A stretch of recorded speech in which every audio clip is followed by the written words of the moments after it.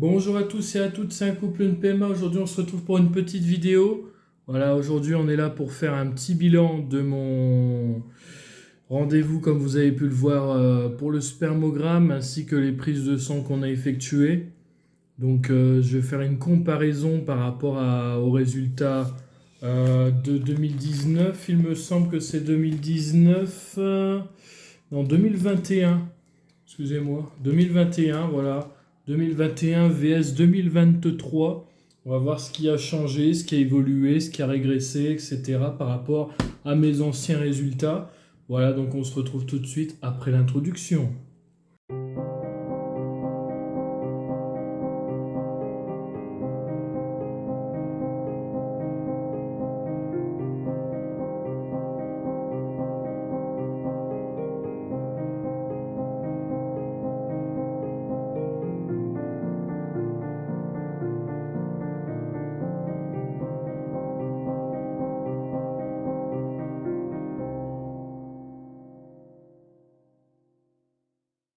Voilà, donc merci à tous de visionner cette vidéo. Encore une fois, merci à tous ceux qui nous suivent et qui nous soutiennent depuis plusieurs années, on va dire maintenant, parce que ça fait déjà depuis 2021 qu'on est sur cette chaîne, 2020-2021, donc franchement on est vraiment heureux des soutiens qu'on a, malgré qu'on a eu une grosse période d'absence. Voilà, donc on s'est plus occupé un peu plus de notre petit, tout ça. Maintenant on est reparti pour un deuxième. Donc voilà, aujourd'hui le contexte de cette vidéo, c'est que voilà, j'ai réalisé mon spermogramme. Du coup, je vous avais lu les résultats. N'hésitez pas, je vais vous mettre la petite vidéo en haut, dans le bloc-notes, pour que vous puissiez la re-regarder si jamais vous voulez avoir de l'aide pour lire vos résultats de spermogramme. Voilà, donc je vais sortir mes résultats. J'ai ici ceux de 2021, ici ceux de 2023. Donc là, comme on a dit tout à l'heure, voilà, on a effectué ça le 5 septembre. Voilà. Donc le recueil a été effectué au laboratoire à 8h29, 2 jours d'abstinence contre 4 jours. 4 jours j'étais à 4 jours d'abstinence en 2021. Là, on n'a fait que 2 jours d'abstinence. Alors, du coup, est-ce qu'on a les mêmes données d'un côté ou de l'autre? Parce qu'il faut savoir que les résultats ont changé entre-temps. Alors, le volume, j'ai fait une plus petite éjaculation que comparé au mois de juin 2021. Pourquoi? Je ne sais pas. C'est le stress, c'est la reprise, tout ça. Il faut reprendre l'habitude. Et puis après, j'étais à 2 jours d'abstinence. Qui dit moins d'abstinence dit que forcément c'est un peu plus compliqué. Moins on a d'abstinence et plus on a du mal à pouvoir réaliser ce type d'examen. Donc là, pour 2023, j'étais à 2,9 ml comparé à 4,3. Donc vous voyez un petit peu la différence au niveau des millilitres. C'est pas du tout la même chose. On est à 8 de pH des deux côtés, viscosité normale. Pareil, ça n'a pas changé. Là, du coup, on est en termes de leucocytes à 2,6 millions par millilitre contre 1,0 en 2021. Donc on voit qu'on a quand même une grosse augmentation au niveau des leucocytes. Alors ensuite des cellules rondes, on est à 3,25 contre 1,9 en 2021. Voilà. Donc au niveau de la concentration des spermatozoïdes, on est à 7,95 millions par millilitre, comparé à 13,5 de 2021. Donc comme je vous ai dit, c'est tout à fait normal car la quantité n'est pas la même. On a 10 fois moins de quantité, celle de cette année comparée à celle de 2021. Donc les résultats vont complètement changer. Donc soit par éjaculation, là on a 23 millions par éjaculation comparé à 58 il y a 3 ans, enfin il y a 2 ans, voilà.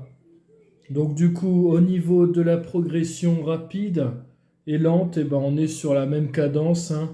20% à progression rapide, 25% pour la progression lente, 10% pour le mobile sur place 45% pour les spermatozoïdes immobiles. Il faut savoir que les normes, au niveau de l'OMS, hein, on est sur du 30% progressive, donc là on y est, hein, et 42% de mobilité totale. Donc voilà, on est dans les clous. On est dans les clous. Ensuite, au niveau de la vitalité, on est à 75%, la norme c'est 54%. Et de l'autre côté, on était à 77% en 2021. Voilà, on a descendu de 2%. On va y arriver. Alors ensuite, les formes atypiques et typiques. Là, on a moins de formes typiques que atypiques. Donc, on a 18% comparé à 32 il y a 2 ans et 82 comparé à 68 il y a 2 ans. Voilà, donc on a vraiment des résultats, comme je vous disais tout à l'heure, totalement différents. Au niveau des anomalies de la tête, de la pièce intermédiaire et du flagelle, ben, c'est totalement changeant. Il y a 2 ans, on n'avait pas d'allongée simple, là on en a. On avait des têtes amincies, cette année on n'en a plus. Microcéphale, c'est toujours le cas. Macrocéphale, on n'en a pas. Tête multiple non plus. Région post-acrosomique anormale, c'est comme l'année dernière, hein. Voilà, région acrosomique anormale. Voilà, donc là on est vraiment dans des résultats plus ou moins similaires à ceux de l'année dernière. Voilà, donc du coup là pareil, du fait qu'on est du coup sur une conclusion où on a un spermogramme normal. Bon, de l'autre côté, maintenant on nous déclare une oligospermie, c'est rien de grave, c'est au niveau de la quantité. C'est tout à fait normal, je vais faire le point avec le médecin, mais pour moi il n'y a pas vraiment d'aggravation au niveau de ça. En fait, c'est juste au niveau de la quantité. Peut-être que j'étais pas vraiment en plus au top de ma forme. Je viens seulement de reprendre ce type d'examen, donc c'est normal que ça joue un petit peu. On n'en avait pas en 2021, mais bon, c'était le deuxième ou le troisième, là, celui que j'ai pris. Non, c'est le premier que j'ai fait, ouais, c'est le premier que j'ai fait. Donc franchement, j'en ai fait un deuxième après, quelques jours après, mais là, c'est le premier que j'ai fait. Leucospermie, c'est toujours le cas des deux côtés. À contrôler dans 3 mois, c'est marqué ça sur tous les résultats, hein, c'est marqué là et là. Voilà. Donc du coup, au niveau de la migration de survie, du coup là on est un peu moins, on avait 2,9 millilitres en 2023 contre 4,3 en 2021. Parce que forcément, comme je vous disais, la quantité joue, hein. Donc au niveau des concentrations spermiques en millions, on n'est plus qu'à 2 millions comparé à 3,90 il y a 2 ans. Donc progression rapide et lente, par contre ça ne change pas. On est toujours sur une belle progression. Voilà, les résultats parlent d'eux-mêmes, hein. On a plutôt des bons résultats, n'empêche, malgré la quantité.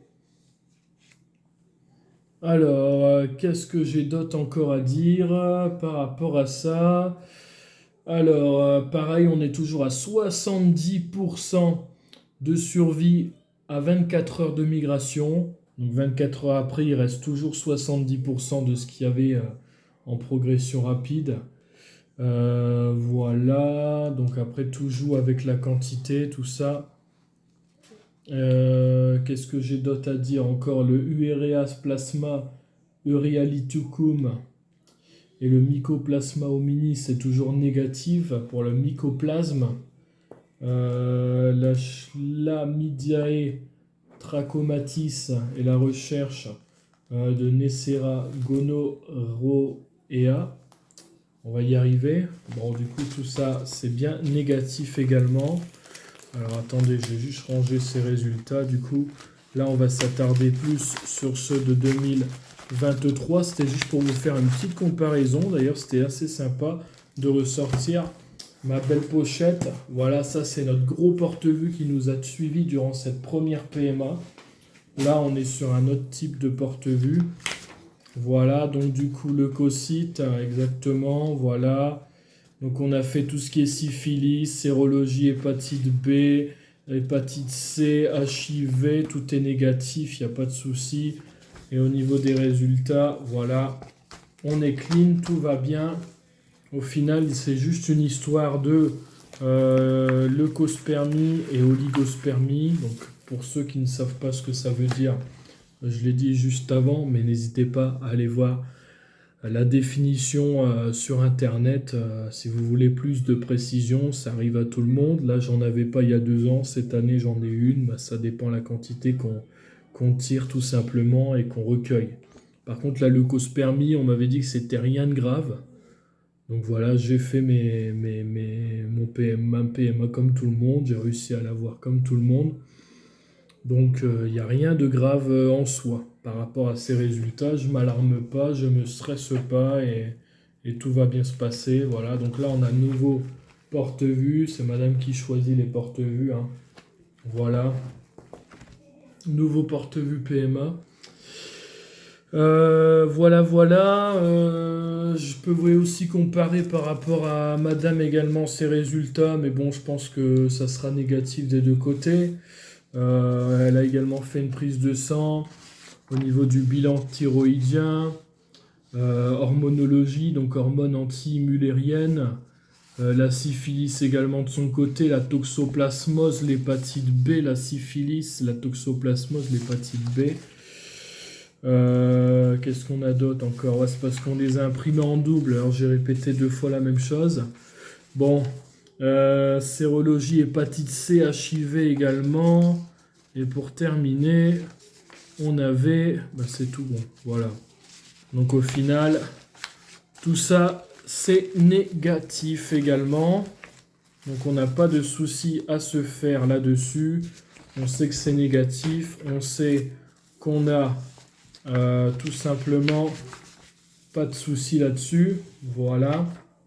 Donc voilà le PMA, prochain rendez-vous le 9 novembre, je l'annonce, hein, pour vous dire qu'au final, c'est pour ça que j'ai fait une petite vidéo aujourd'hui, parce que je me suis dit, si je ne fais pas de vidéo, il n'y aura pas de vidéo ce mois-ci, donc je me suis dit, je vais faire une petite vidéo quand même. J'ai eu mes résultats, j'ai eu du mal à les avoir, petite anecdote, par contre, présentez-vous bien votre adresse mail, hein, très important.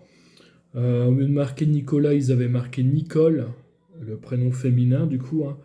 Et du coup, j'avais le temps d'attendre mes résultats. Donc j'ai dû appeler, corriger mes résultats parce qu'ils ont totalement changé en 2 ans de temps leur plateforme de résultats. Donc du coup, j'ai dû refaire tout. Tout va bien, j'ai réussi à avoir mes résultats, je les ai imprimés, etc. Madame les a eu complètement avant moi parce que moi j'ai fait l'examen, comme je vous ai dit tout à l'heure, le 5 septembre. Mes résultats, ils étaient prêts fin de semaine, début de semaine d'après. Et madame, elle les a eu carrément le jour même ou le lendemain. Donc c'était vraiment très très rapide au niveau des résultats. On m'avait dit qu'il fallait compter en moins une semaine, 15 jours, mais on les a eu vachement rapides. Et c'est toujours aussi professionnel. On fait toujours confiance à l'équipe du laboratoire Saint-Lab. Je vous recommande, hein, toujours. Et voilà, donc du coup, rendez-vous le 9 novembre pour voir comment on va procéder. On est un peu pressé de ce rendez-vous. On pensait en avoir un avant, malheureusement, on prend les places qui restent, hein. Et donc du coup, voilà, j'espère que la vidéo vous aura plu. N'hésitez pas si vous avez d'autres questions par rapport au parcours PMA. On s'y connaît un petit peu, c'est le deuxième. Allez-y, posez vos questions dans les commentaires et on fera une petite vidéo pour vous expliquer un peu s'il faut vous éclaircir sur des choses en particulier. Voilà. En tout cas, j'espère que la vidéo vous aura plu. N'hésitez pas à vous abonner, à liker, à commenter, à partager. Et encore une fois, on est encore là dans la bonne humeur. On n'est pas là pour tirer la tête. Donc du coup, n'hésitez pas. On est là, on soutient tous ceux qui sont en PMA. N'hésitez pas aussi, tous ceux qui ont une chaîne YouTube sur la PMA, si on peut vous mettre en avant. Allez-y, n'hésitez pas. Et voilà, donc j'espère que ça vous aura plu. Et c'était Nicolas d'un couple une PMA. Ciao.